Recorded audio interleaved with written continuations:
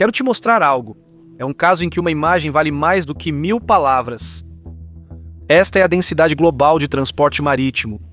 Ela mostra o número total de posições AES relatadas por todas as embarcações entre 2015 e 2021. Os dados incluem navios comerciais, navios de pesca, navios de passageiros, embarcações de lazer e também navios-tanque de hidrocarbonetos. O que você está vendo é, essencialmente, o sistema nervoso do comércio global. É isso que mantém o mundo funcionando. Bem-vindo ao Caspian Report. Sou Shervan, seu apresentador, e estou animado com o episódio de hoje. Aliás, estou fazendo o vídeo nesse formato porque é mais acessível, rápido e basicamente mais fácil de transmitir as informações. Agora vamos dar um zoom no Caribe. Você pode perceber instantaneamente a posição estratégica de Cuba. Ela basicamente fica na entrada do Golfo do México. Todo navio que entra ou sai do Golfo precisa passar por alguns corredores marítimos que ficam próximos a Cuba. Essas rotas conectam a costa do Golfo ao Atlântico e, por extensão, à economia global. Agora, a costa do Golfo, especialmente o Texas, abriga algumas das maiores refinarias de petróleo dos Estados Unidos, terminais de exportação de GNL, instalações petroquímicas, bases navais e portos comerciais. Deixe-me ativar apenas os terminais de GNL para que você possa entender melhor. Então, isto aqui mostra os terminais de GNL dos Estados Unidos. Roxo representa os terminais de exportação e rosa representa os terminais de importação. Preste atenção nesse enorme agrupamento de ativos bem aqui na costa. Deixe-me ativar as refinarias agora. Vamos desligar a camada anterior para uma visualização mais limpa. Então essas são as refinarias dos Estados Unidos, ou do mundo, na verdade. A fonte cobre todo o globo. Mas quanto maior a bolha, maior a produção. Novamente, Texas e Nova Orleans se destacam. Aliás, o aplicativo que estou usando se chama Delta Sweep. É o nosso próprio centro de inteligência. Ele tem dezenas de recursos como esse que você está vendo e é basicamente a plataforma onde fazemos nossas pesquisas. Para mais informações, acesse deltasweep.com. De qualquer forma, se ativarmos todos os rios, você tem uma visão do sistema do Mississippi. Este é o sistema de rios comercialmente navegáveis mais extenso do mundo. Ele reduz drasticamente os custos de transporte de cargas volumosas quando comparado ao comércio por terra. E todo o sistema de rios praticamente não exige manutenção e cobre praticamente todo o território dos Estados Unidos. Mesmo quando desligamos os rios, apenas medindo a densidade do transporte, ainda é possível ver o traçado do Mississippi.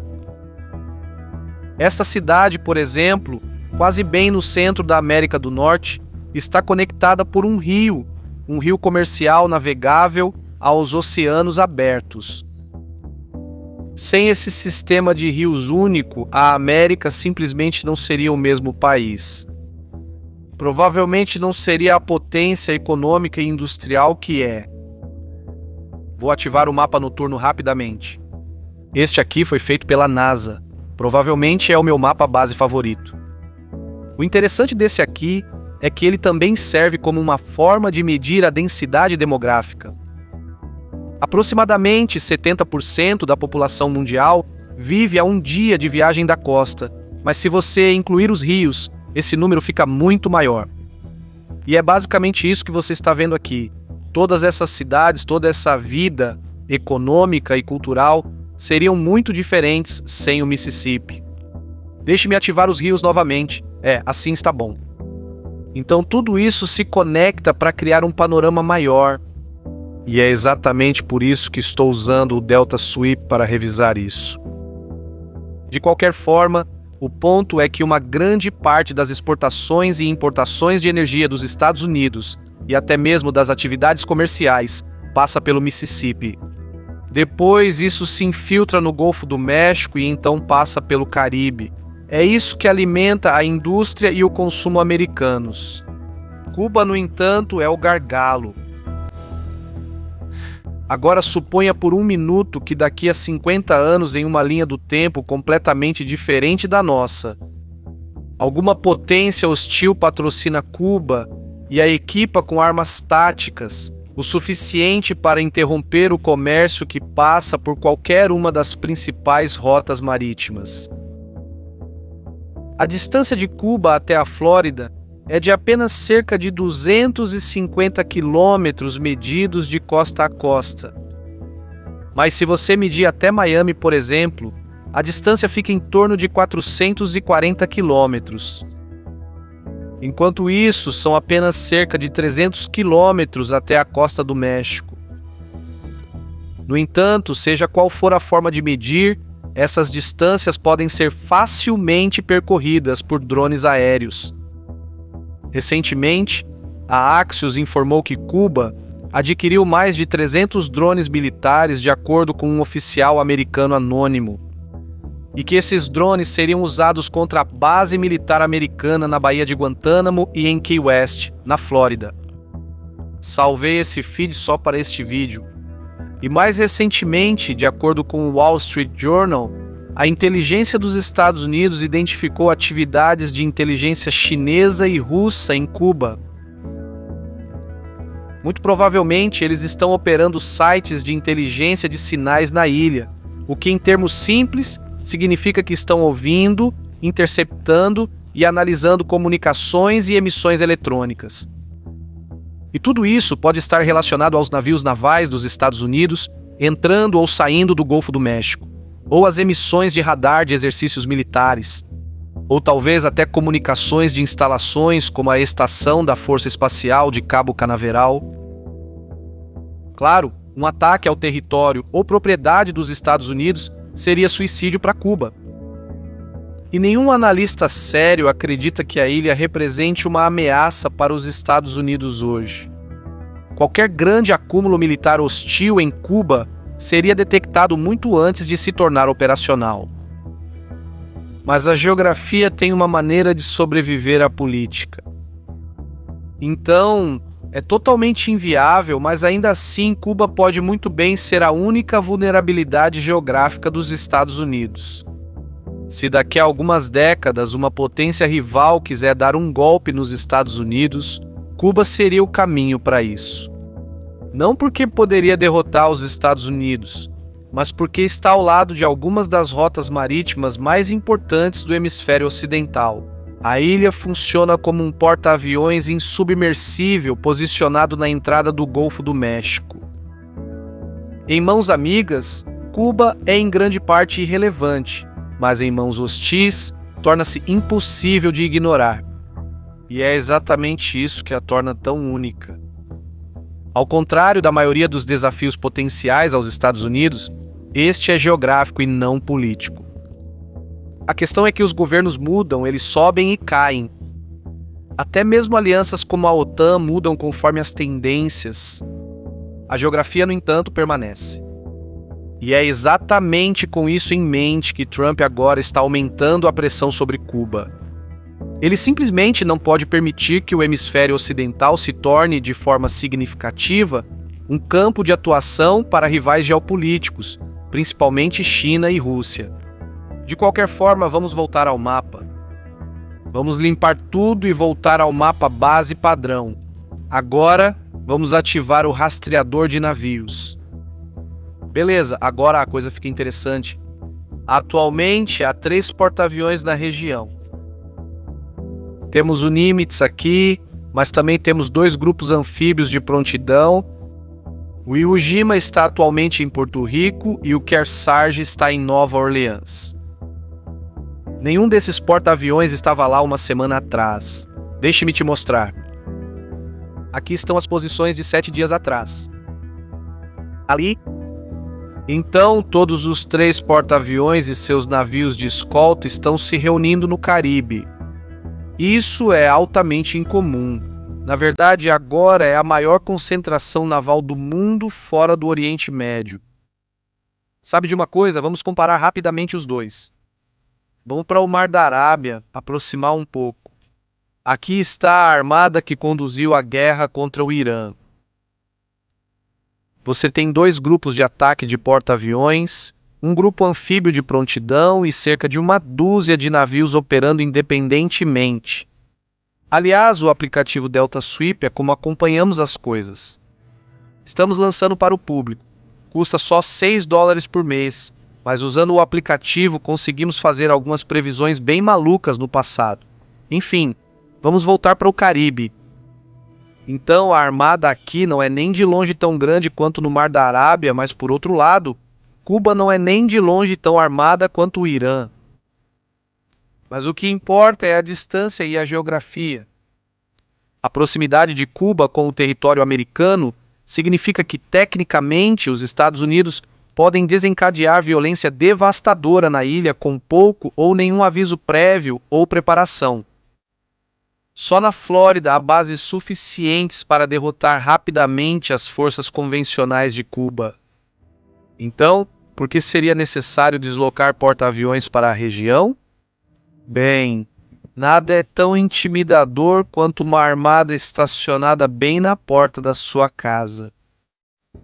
Trump já sugeriu a ideia de invadir Cuba várias vezes, mas com a Marinha dos Estados Unidos se movimentando pela região, isso transmite a mensagem de que os Estados Unidos podem agir instantaneamente, sem qualquer aviso prévio.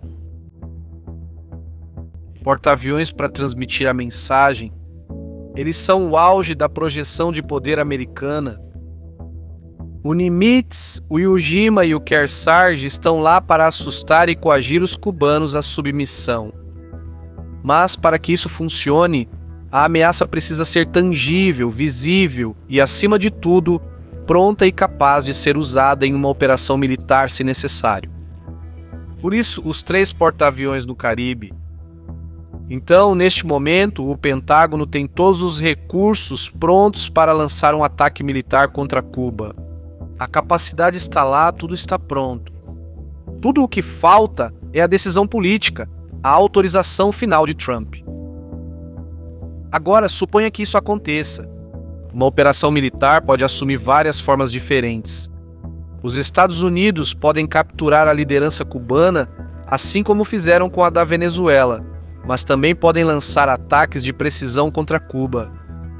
O USS Gridley, por exemplo, é um contratorpedeiro de mísseis guiados. Isso significa que ele pode lançar mísseis de precisão contra alvos em terra. Ainda mais interessante, o USS Kearsarge atracou recentemente em Nova Orleans. É um navio anfíbio. Ele transporta cerca de 2.500 fuzileiros navais. Então, se as coisas saírem do controle, sempre existe a opção de realmente invadir Cuba com tropas em solo. Deixe-me te mostrar uma coisa. Então, esta é a batimetria do fundo do oceano. Esses contornos mostram a profundidade. Para um assalto anfíbio, você quer águas rasas com inclinações suaves, mas não muito rasas. Se for muito raso, navios ou embarcações podem ficar presos longe da costa. Mas se for muito íngreme, as embarcações de desembarque podem nem conseguir chegar à praia. Ou os veículos teriam que avançar mais, ou poderia ocorrer um gargalo com as tropas. Operações anfíbias são realmente algumas das operações militares mais complexas que existem. A lista de países capazes de fazer isso com competência é surpreendentemente curta. Existem cerca de 10 países no mundo que realmente conseguem fazer isso. Mas enfim, o ponto ideal para um desembarque na praia é entre 10 e 20 metros de profundidade na costa. Então, no caso de Cuba, é aqui e aqui. Vou pular esses. Esses são recifes e arquipélagos fragmentados. Você não quer mandar os fuzileiros navais para lá. Mas você pode mandá-los para cá e para cá. Mas recifes aqui, isso não dá. Agora vamos cruzar com a densidade de navegação. Claramente, isso precisa de um estudo mais aprofundado. Normalmente, você precisaria fazer um estudo com resolução ainda maior, mas para uma análise preliminar, isso parece adequado. Todas essas áreas marcadas são locais adequados para um assalto anfíbio. Agora, olhando as coisas por um ângulo demográfico, vamos ativar o mapa base noturno para isso. Agora você pode realmente ver os centros populacionais de Cuba e quais lugares precisam ser priorizados. Então, você poderia desembarcar os fuzileiros navais com força total aqui e, ao garantir essa cidade ou seus arredores imediatos, você cortaria a ilha ao meio. Você poderia lançar unidades aerotransportadas de paraquedas próximas a Havana. Pois é, o Pentágono não está exatamente sem opções. Mas o principal motivo pelo qual estou mencionando essa invasão anfíbia é por causa da política interna de Cuba. Obviamente, quando se trata de guerra, os Estados Unidos prefeririam mantê-la violenta, mas curta, assim como na Venezuela. O problema é que Cuba está mais entrincheirada ideologicamente. Não há um substituto que cederia facilmente às exigências de Washington, simplesmente porque não existe uma sociedade civil forte e um movimento de oposição em Cuba. Isso significa que, se uma missão de exfiltração não trouxer resultados, uma operação militar em grande escala viria em seguida. Agora, isso não significa que guerra e invasão vão acontecer. Só quer dizer que a opção, a capacidade para esse tipo de operação está disponível. Se isso vai acontecer ou não é uma decisão política. Tudo depende de Trump. Agora, curiosamente, o porta-aviões USS Nimitz chegou ao Caribe no mesmo dia em que o Departamento de Justiça anunciou acusações de assassinato contra o ex-presidente cubano Raul Castro, de 94 anos. Dê uma olhada nesse vídeo. A acusação legal e o aumento da presença naval são assustadoramente semelhantes ao que aconteceu na Venezuela, o que acabou resultando em uma operação que capturou Maduro. Após a captura de Maduro, ele foi levado para os Estados Unidos para enfrentar acusações relacionadas a uma conspiração de narcoterrorismo. Então, se as negociações diplomáticas falharem, os Estados Unidos poderiam usar caças baseados na Flórida e em Porto Rico para destruir as defesas aéreas de Cuba, o que permitiria operações aéreas mais amplas a partir dos porta-aviões próximos. Raul Castro e Díaz-Canel provavelmente estariam entre as principais prioridades. De qualquer forma, com as acusações legais em andamento, parece que Trump está criando um pretexto para uma operação policial dos Estados Unidos visando Cuba. Claro que seria uma operação militar em todos os sentidos, mas legalmente seria enquadrada como uma operação de aplicação da lei. Agora, também sou cético em relação ao Axios e ao Wall Street Journal. O momento e a abordagem de ambos os jornais parece consentimento fabricado, e isso me diz: os Estados Unidos estão vazando informações deliberadamente para construir um caso político, uma narrativa política, para uma ação militar, apresentando Cuba como uma ameaça iminente à segurança nacional dos Estados Unidos. Acima de tudo, toda a preparação, quero dizer, os porta-aviões, a acusação legal, os vazamentos para a mídia, tudo isso mostra que está sendo construído um verdadeiro caso militar e político para um conflito com Cuba. Essa opção, o conflito com Cuba é real. Não são muitas pessoas que estão percebendo isso. Espero que nada disso aconteça. Mas se acontecer, ter algum entendimento da situação é melhor do que entrar às cegas. O único problema que consigo ver é que muitos dos grandes navios de guerra já estão se aproximando de 10 meses no mar, o que está muito além dos habituais 6 a 7 meses. O Pentágono deve evitar sobrecarregar as tripulações e as forças navais, porque já existe uma operação em andamento no Mar da Arábia. Então, talvez a única restrição dos Estados Unidos seja o tempo. Fazer missões longas consecutivas vai se acumulando com o tempo. Quando você mantém um porta-aviões mais de 10 meses no mar, o tempo de reforma e reparo desses navios se acumula quando eles voltam para casa. Olha isso. Só em Norfolk, há 4 porta-aviões e 2 porta-aviões anfíbios passando por manutenção. Enquanto isso, aqui em San Diego, há 1, 2, 3, 4 porta-aviões atracados e mais um em Seattle, o USS Ronald Reagan. Então, quanto mais tempo os navios ficam no mar, mais demorada é a manutenção, e isso te deixa com menos opções do futuro. Antes de encerrar, uma breve nota sobre o Delta Sweep. Tudo o que você viu neste episódio. A densidade de navegação, os mapas base, o rastreamento de navios, os fluxos de inteligência, as camadas de infraestrutura, os contornos de profundidade marinha, o movimento de aeronaves e as linhas do tempo históricas. Tudo isso e muito mais está disponível dentro da plataforma. Nós originalmente criamos o Delta Sweep para nossos próprios propósitos de pesquisa, principalmente porque estávamos cansados de ficar pulando entre ferramentas e programas. Mas, com o tempo, isso se tornou a espinha dorsal de como acompanhamos os desenvolvimentos geopolíticos e identificamos tendências antes que elas virem manchete. Alguns de vocês talvez até reconheçam os mapas base e os recursos, como a densidade de navegação, dos nossos vídeos de muito tempo atrás, ou até mesmo este mapa base com as cores vibrantes. É um dos meus favoritos, e nós também o incluímos no aplicativo, então você sabe que é de verdade. Agora, se você gosta desse tipo de análise e quer explorar os dados por conta própria, considere experimentar o Delta Sweep. São apenas $6 por mês. Cada assinatura nos ajuda a melhorar a plataforma, adicionar novos conjuntos de dados e continuar desenvolvendo ferramentas para pessoas que querem entender melhor os acontecimentos mundiais.